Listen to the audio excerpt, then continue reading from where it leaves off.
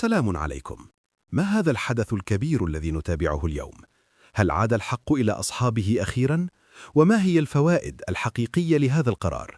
لمعرفة الإجابة تابعونا خطوة بخطوة، ولا تنسوا دعمنا بالاشتراك في القناة ومشاهدة الفيديو حتى النهاية، فكل لحظة فيه تستحق الاهتمام.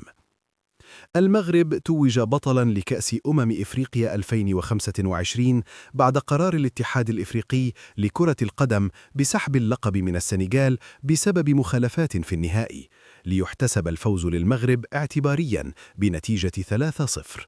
البطولة التي استضافها المغرب بين ديسمبر 2025 ويناير 2026 شهدت أحداثاً مثيرة انتهت بجدل قانوني كبير. تهنئة باسم هذه القناة المباركة للشعب المغربي.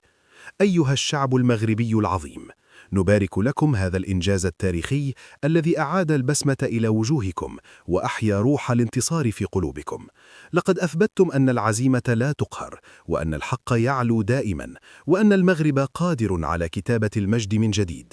هذا التتويج ليس مجرد لقب، بل هو ثمرة جهد جماعي وإصرار لا يعرف المستحيل، ورسالة إلى العالم أن المغرب بلد القوة، العدل والكرامة. فلتفرحوا بهذا النصر، ولتجعلوا منه منارة للأجيال القادمة، ودليلاً على أن الحلم يصبح حقيقة حين يتحد الشعب خلف رايته. هنيئاً لكم يا أبناء المغرب، فأنتم اليوم أبطال إفريقيا. دعوة من خلال هذه القناة المباركة إلى التمسك بالحق. أيها الأصدقاء، لقد علمتنا كأس إفريقيا 2025 أن الحق لا يسلب، وأن العدالة قد تتأخر لكنها لا تموت. ما حدث كان درساً عظيماً، لا مكان للتجاوزات حين يكون القانون حاضراً، ولا مجال للظلم حين يتحد الناس خلف كلمة الحق.